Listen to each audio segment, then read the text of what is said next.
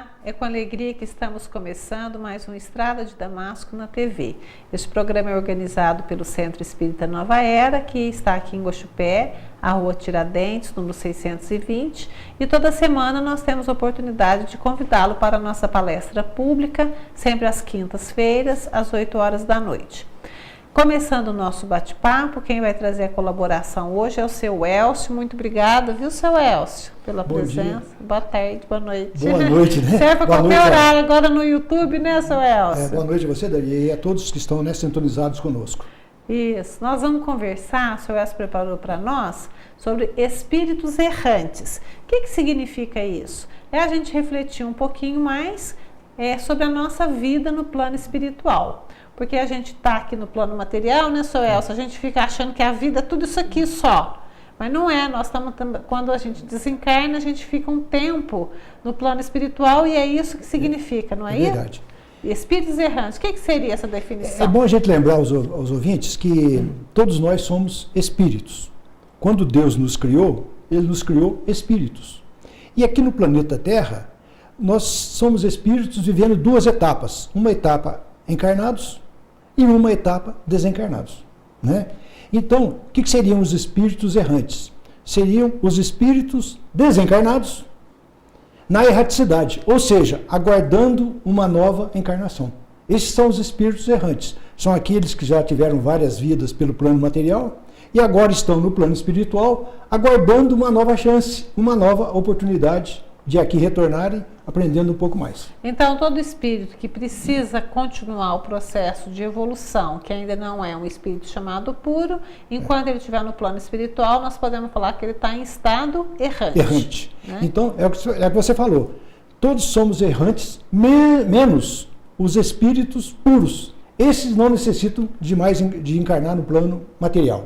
Então, esses trabalham no planeta Terra, mas só no lado espiritual. E quanto tempo ficaria, então, esse espírito errante no plano espiritual? Essa é uma dúvida de muita gente, né? A pessoa fala, mas então, entre uma encarnação e outra, quanto tempo que eu vou ficar lá esperando? Eu vou ficar na fila esperando? Então, o Kardec perguntou isso aos espíritos. Mas antes do senhor responder isso, eu quero comentar mais uma coisa que o senhor acabou de comentar. Ficar na fila esperando é uma analogia, né? Porque a gente compara muito com a vida material. Se a gente pensar, a gente numa fila de banco esperando, a gente fica sem fazer nada. Sem fazer nada, exatamente. Mas quando a gente está no plano espiritual, a gente faz algumas coisas.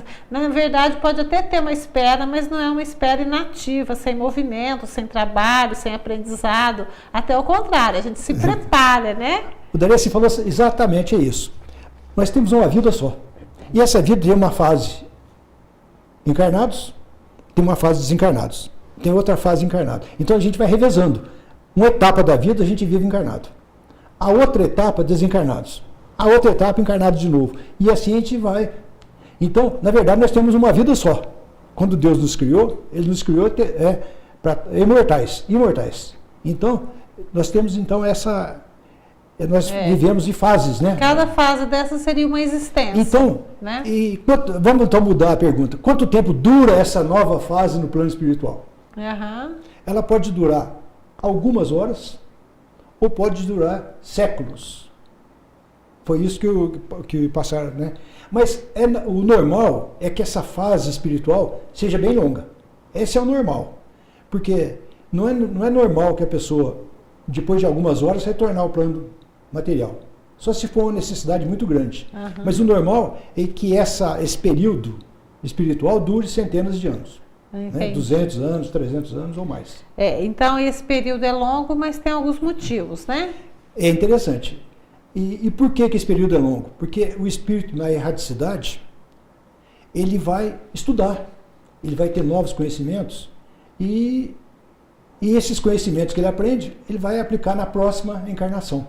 Então, ele vai voltar numa próxima encarnação melhor do que quando ele foi. Mais bem preparado, Mais bem preparado, porque ele vai participar de muito estudo, de muito aprendizado.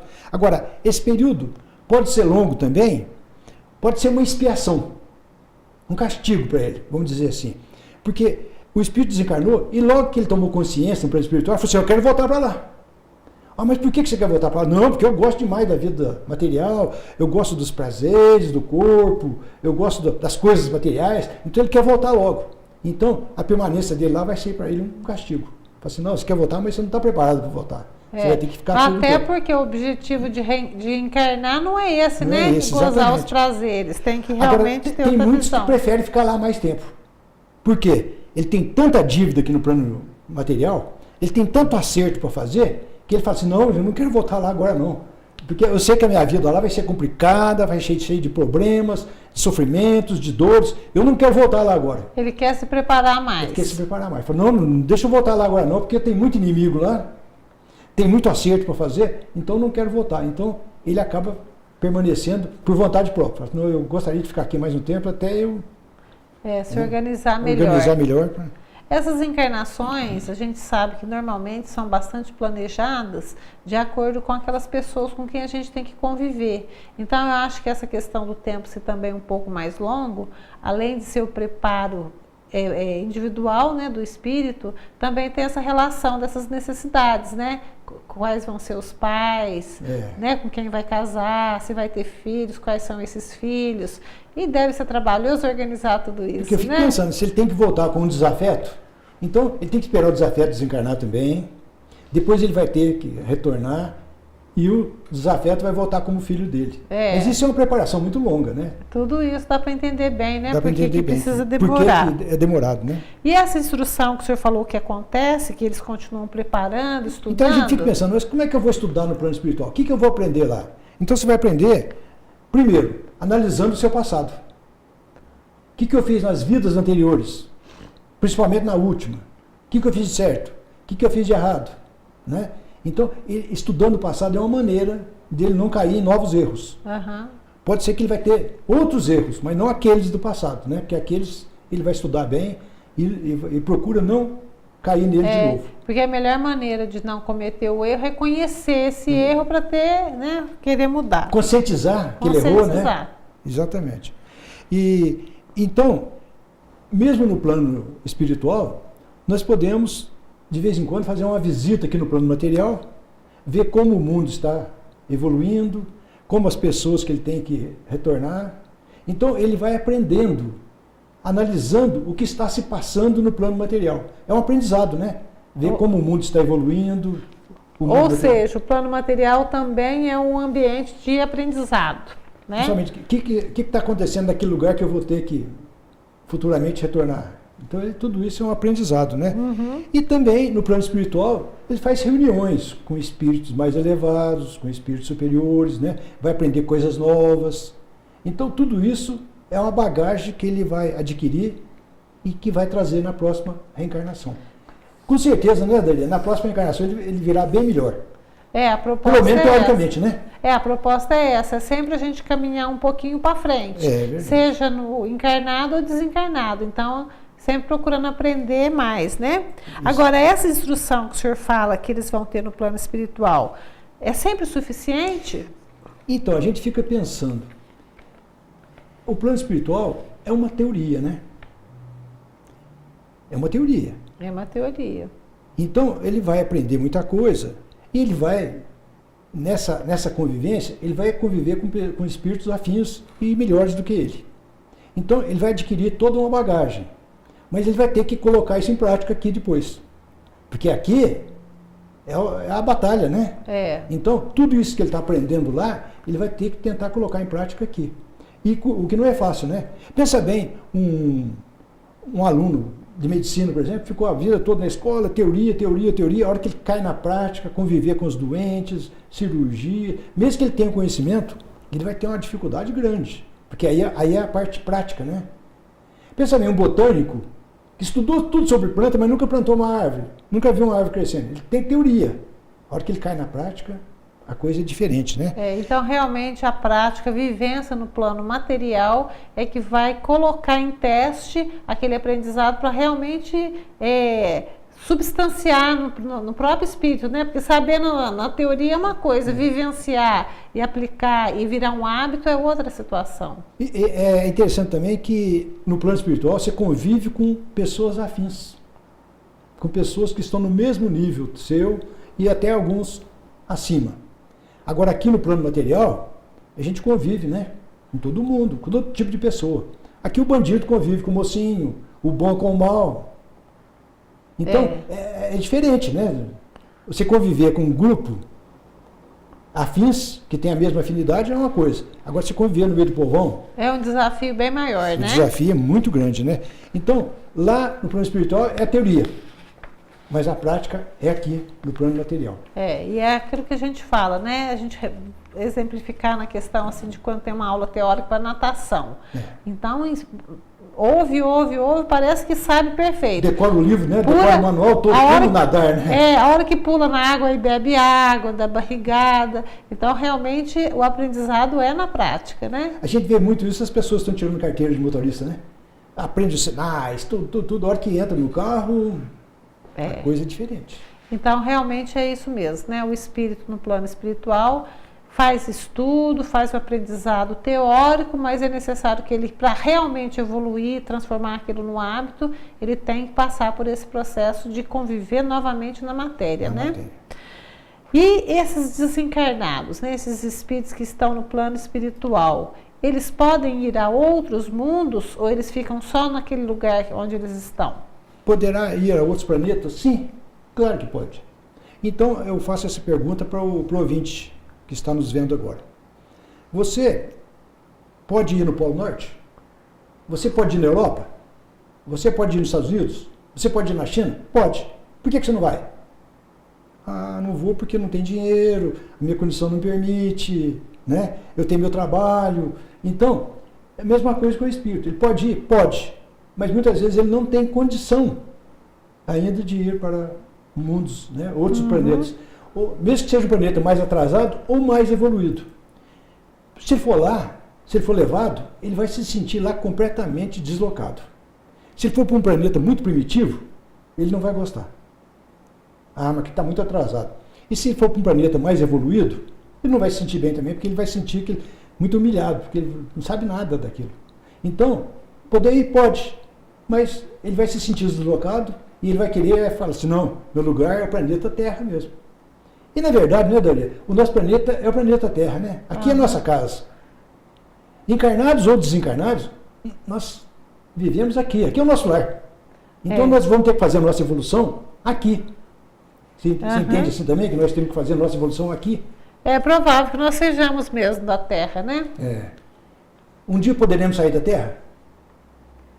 Eu acho que sim, né? Respeitando o nível de evolução, né? O importante é isso, nós vamos estar sempre no planeta de acordo com a nossa evolução, né? Aquele espírito que está em provas e expiações, ele não vai viver no planeta ou no mundo espiritual de regeneração ou mundo feliz, porque não vai dar, é igual pegar um aluno que está lá com o entendimento da escola primária e colocar na sala de faculdade.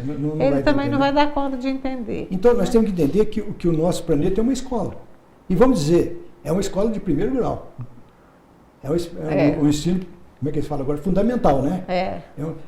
Então, um dia nós vamos tirar o diploma daqui, com certeza. Porque a gente vai encarnando, reencarnando, e um dia nós vamos receber o diploma. Aí eles vão chegar perto da gente e vão dizer assim, olha, você agora já está diplomado aqui, agora você pode ir para outra escola. E se essa escola tiver mudado de nível, como a gente tem estudado sempre... Você vai continuando aqui, né? Vai continuando porque a escola também evoluiu. Evoluiu também. Né? Então a gente tem que evoluir mais rápido do que o planeta, o que é difícil. Tem que tentar trabalhar essas duas evoluções, né? Agora, espírito puro pode ir em planetas mais inferiores, né? Eles vão, porque eles não necessitam de reencarnações, e eles podem ir a um mundo mais inferior, e ali eles ajudarem a evolução do planeta, né? Isso acontece muito. O exemplo que nós temos do próprio Jesus fica muito claro, né? Realmente ele vai como uma missão macro, né? Exatamente. Ele vai... Maior. E como desencarnados? Então, onde que nós ficaremos quando nós desencarnarmos? Que lugar que é esse? Então, a gente tem que lembrar que o plano espiritual é como se fosse aqui o plano material. Aqui na Terra, no plano material, nós temos lugares que é só floresta, nós temos lugares que é só areia, temos lugares que tem pântanos, né? Então, temos lugar frio que é só gelo, né? Temos o deserto lá que é só areia. Então, nós temos várias situações diferentes aqui no plano material. E no plano espiritual também. Nós vamos falar já esse aí. Pouco, né? Deixar um pouquinho de gosto de quero mais. Sim. Nós vamos chamar os nossos patrocínios culturais e já nós retornamos para esse bate-papo.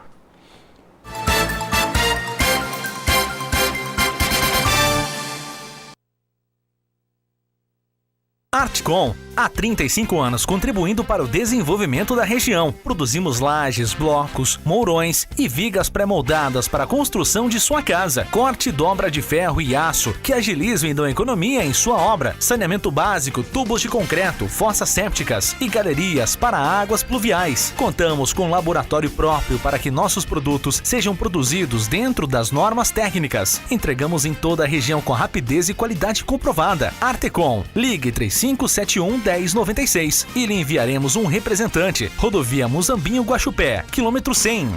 Há mais de 40 anos no mercado óptico, a Ótica Principal vem priorizando cada vez mais o bom atendimento ao cliente. Uma ótica de precisão a serviço da sua visão. Experiência, agilidade na entrega de serviço, facilidade no pagamento e muita seriedade. Óculos solares e receituários de grifes. Óculos é o nosso negócio. Avenida Conde Ribeiro do Vale, 485. Telefone 3551-2016. Olá! Agora você pode nos assistir também pelo nosso canal no YouTube. O endereço está aí, na sua tela. Curta, compartilhe, se inscreva. Estrada de Damasco.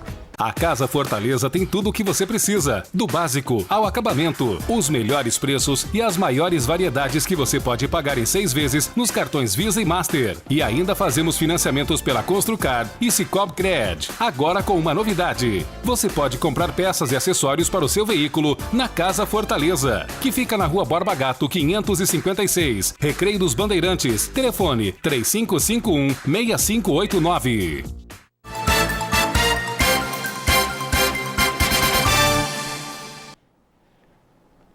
Hoje nós estamos conversando com o seu Elcio e o assunto que ele preparou para nós é sobre os espíritos errantes, que é o nosso estado quando não estamos aqui no planeta Terra encarnados, estamos no plano espiritual e aí a gente está tentando entender um pouco melhor o que faz lá, como é que funciona essa movimentação, entendendo que nós vamos voltar, nós vamos reencarnar, continuar a nossa evolução, nosso aprendizado. E aí o senhor explicava para nós, que eu perguntei, onde que nós vamos ficar quando nós desencarnar? E aí o senhor fazia uma analogia, né, trazendo do nosso ambiente aqui, igual tem deserto, tem cidade, tem campo, tem floresta. Também é assim no plano espiritual. Quem explica bem isso para nós é o nosso amigo espiritual André Luiz. Quem já leu as obras do André Luiz, principalmente O Nosso Lar, quem assistiu o filme O Nosso Lar, ele explica bem essas situações. Ele diz que ao redor do planeta Terra tem sete esferas. Imaginemos como se fosse um arco-íris em volta da Terra. São 7 esferas. Que ele dá o nome de campos magnéticos, ou então poderia ser esferas espirituais, ou dimensões, que atualmente a ciência quântica fala em universo paralelo. Olha a ciência comprovando aquilo. Então o André Luiz diz que a primeira esfera em volta da Terra é o que ele chama de umbral. E é um lugar feio. O André Luiz pode falar bem sobre isso, porque ele ficou lá 8 anos, né? E ele diz que é um lugar escuro, feio, não entra luz solar, um lugar muito escuro. E por que isso? Porque essa primeira esfera, ela capta toda a energia negativa da Terra. É um filtro. Toda a energia negativa nós produzimos, que nós, seres humanos, produzimos. Então, essa energia negativa fica estacionada nessa primeira esfera. Então, e ela atrai ali os espíritos bem atrasados, esses espíritos maus, eles vão sendo atraídos para essa região. Não quer dizer que o nosso companheiro André Luiz seja um espírito mau. Não, pelo contrário, ele era uma boa pessoa, só que ele era uma pessoa viciosa. Ele era bom pai de família, bom médico, mas ele era uma pessoa cheia de vícios, né? Ele tinha alguns vícios. E ele foi atraído para essa região. Ele gostava muito de beber, comia demais, né? Frequentava bordéis, essas coisas. Então, ele foi atraído para essa região. Então ele fala que essa primeira esfera realmente é uma esfera muito feia. E ele diz que a segunda e terceira esfera são onde tem os pontos de socorro, tem os hospitais e as cidades, as colônias espirituais. E ele foi tirado dessa primeira esfera e foi levado justamente para a colônia Nosso Lar. E ali ele foi tratado, né?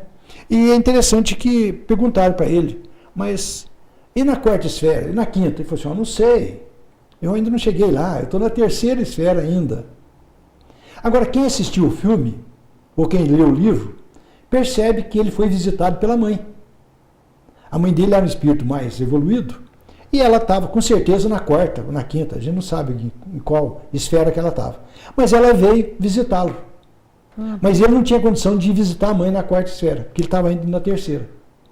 É. Né? E mais para frente, quando ele já melhora um pouco de condição, ele vai, mas o perispírito dele fica igualzinho quando a gente está aqui encarnado, sonho, né? A gente dorme, o corpo fica e a gente em espírito vai para o plano espiritual. Esse processo aconteceu com o André Luiz, porque então na verdade quando a gente fala um perispírito, a gente sabe que também esse perispírito é mais complexo, assim como o umbral também, porque se a gente for fazer uma definição de um umbral mais grosso, mais fino, também tem outras definições.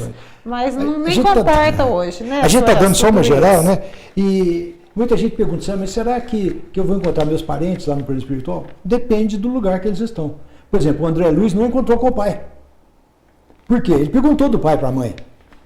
E a mãe falou assim, olha, infelizmente teu pai ainda está lá naquela primeira esfera lá ainda, porque ele ainda não mudou a sua maneira de pensar, ele ainda continua com aqueles, né, egoísmo, com aqueles defeitos que ele tinha, ele não mudou. Ele não quer mudar. A gente está querendo tirar ele de lá. Mas enquanto ele não mudar o seu comportamento, a sua maneira de pensar, quando ele não se redimir, ele não vai ser trazido para cá. Como a gente sempre costuma dizer, evolução realmente não dá salto. Né? É tudo o próprio perispírito tem um peso específico. Então não adianta querer que é algo muito pesado saia voando, por exemplo. Então aquele peso ele é de acordo com aquele planeta mesmo, então, né? O corpo espiritual tem isso que você falou, tem esse peso, né? Ele vai se elevando até certo ponto. Ele não sobe mais. São iguais os gases, né? O oxigênio está aqui, pesado. O gás hélio está lá em cima. Todos são etéreos e a gente não vê o oxigênio, não vê o gás hélio, mas no entanto eles têm pesos diferentes. Por isso já fica a reflexão aí, a importância da gente começar a trabalhar, né, a nossa moralidade, a nossa espiritualidade, o conhece-te a ti mesmo, corrigindo os nossos defeitos, porque essa ida para o plano espiritual é a coisa mais certa da nossa vida. E se a gente quer chegar lá numa condição um pouco melhor, com mais esclarecimento e numa região com menos sofrimento, vai depender muito da maneira como a gente vive, né? Como a gente coloca, onde a gente coloca o nosso coração, aí está o nosso tesouro, né? Então a gente vai ser atraído para uma dessas esferas, né? É interessante que essas esferas já eram do conhecimento dos egípcios, dos celtas, da antiguidade, e eles falavam de 7 céus. Eles não falavam esferas, eles falavam 7 céus. Então o sonho de toda pessoa era um dia atingir o 7º céu. Usar a expressão até subir ao 7º céu. Subir ao 7º céu. Porque quando você atingir o 7º céu, você já está preparado até para deixar esse planeta. Porque quando você atingiu lá, você já atingiu uma perfeição. Então você está pronto para ir para outros mundos. Ou seja, independente da religião, sempre teve uma analogia que já representava bem o que é a nossa vida verdadeira, né? A nossa vida do espírito. E quando a gente está no plano espiritual também, a gente tem as mesmas percepções, as mesmas sensações que a gente tinha aqui como encarnado, ou é diferente? As mesmas, porém, mais aprimoradas. Né? Por exemplo, a compreensão. A gente aqui, o nosso nível de compreensão ele é muito pequeno, mas a partir do momento que a gente desencarna, você começa a ver novos horizontes, você vê novos mundos, ver novas situações. Então, o nível de compreensão vai aumentando, né? A gente compreende. Por que eu passei por aquilo lá no plano material? Por que eu sofri tanto lá? Por que eu tive tanta dor? Por que eu passei por dificuldades, por sofrimentos? Então, você vai ter uma compreensão por que você passou por aquilo. Até porque a gente pode retomar algumas coisas de vidas anteriores e passa a ter uma visão mais ampla da nossa evolução mesmo, né? A partir do momento que você vai reconhecendo as suas vidas anteriores, e essa evolução, esse progresso, ele é lei divina, né? Todos estamos progredindo. Uns mais devagar, outros mais depressa. O único determinismo da nossa vida é a evolução. A evolução. Né? Queira ou não, nós vamos evoluir. Isso mesmo. E a questão da visão? Como que é essa visão do espírito? A nossa visão é bem limitada, né? Mesmo não tendo nenhum problema na vista, como a gente tem, mesmo que a gente tivesse uma visão perfeita, mas a visão nossa é muito limitada. Se você está numa sala, o que você vê? 4 paredes. Você não vê nada além daquilo. Já no plano espiritual, a nossa visão é muito ampliada. A gente tem uma visão do conjunto, você vê tudo, você vê longe, vamos assim dizer. Mais ou menos a gente costuma comparar com um supervisor de uma grande indústria, né? Um supervisor de uma grande indústria ele tem que tomar conhecimento de tudo que está acontecendo, todos os setores da indústria que estão trabalhando, todos os funcionários que estão trabalhando. Ele tem uma visão do total, do conjunto. Já o operário, ele tem a visão só daquele servicinho que ele está fazendo. A visão dele está focada ali só. Então, essa é a diferença. Nós somos operários, então a nossa visão é bem limitada. Bem limitada. Já no plano espiritual, a visão se amplia, né? Até porque a gente tem esse esquecimento do passado, né? É o que a gente chama lá de inconsciente ou subconsciente, que a gente sabe que são todos arquivos do próprio espírito, né? Que com o tempo a gente vai... Que vem à tona quando a gente desencarna, né? Vem tudo à tona, né? Vem vindo à medida das possibilidades, né? E em questão à sensibilidade? Então, a sensibilidade também, como os outros sentidos, ela fica mais desenvolvida, né? A gente consegue captar coisas que a gente não percebe com os nossos ouvidos, com os nossos olhos. Então, essa sensibilidade, a gente passa até a ouvir a música celeste, que é uma coisa muito bonita, né? Muitos compositores conseguem até captar parte dessa música celeste, né? Aqueles compositores da antiguidade, da Idade Média, né? Chopin, Beethoven, eles captavam essa música. Então, um pouco dessa música ele conseguiu traduzir nas suas obras. Então, no plano espiritual, a gente vai perceber bem essa música celeste, que dá de 1000-0 na nossa música, né? Porque a nossa música ainda é bem... Sérgio, eu estou pensando aqui, quando a gente dá um tropeção, a gente sente dor física e tal, e a dor e o sofrimento no plano espiritual? Não tem o corpo mais, né? Porque a dor que a gente sente é a dor do corpo físico. Como a gente não tem mais o corpo físico, a gente tem o corpo espiritual. E o corpo espiritual não tem fome, né? Não sente dor. Então, a dor que nós vamos sentir no plano espiritual é mais uma dor moral. Aí você vai, é o remorso, o arrependimento, o tratamento que você fez para as pessoas. E tudo isso vem à tona, aí você sente esse sofrimento. Nossa, eu prejudiquei tanto aquela pessoa, eu fiz isso para aquele, né? Eu não tratei bem aquela pessoa. Então, aí, isso vem tudo à lembrança, e isso aí vem numa espécie de um remorso, né? Num arrependimento. Por que eu fiz isso?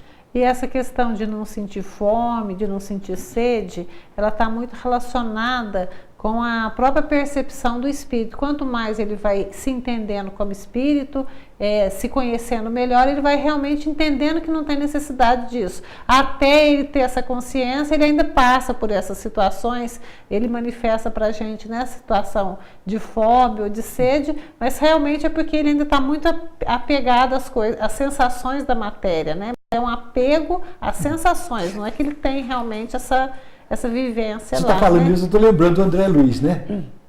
Quando ele saiu do hospital, ele foi morar com Lísias, que era o enfermeiro dele, né? E convidaram ele para jantar, tá? Ele foi jantar, de repente se viram um prato, uma água, né? Praticamente, uma sopa, mas... É um caldo, né? Ele olhou, um caldo bem ralo, né? Ele deve ter pensado, meu Deus, isso aqui não vai me sustentar, porque ele já tinha o reflexo do corpo físico ainda. Ele sentia necessidade de comida pesada, né, gente? É verdade. Mas ele tomou aquela sopa e se sentiu satisfeito. Ô, Celso, eu tenho uma notícia para dar para o senhor. Nosso tempo acabou. A gente não tem pretensão de esgotar esse assunto. Ele está lá no Livro dos Espíritos. Quem quiser estudar um pouquinho mais, tem esse item, Espíritos Errantes. Então, a gente agradece a sua presença. E agradece também a você que esteve conosco, desejamos muita paz, que possamos nos encontrar na próxima semana. Até lá! Eu que agradeço o convite. Uma boa noite a todos.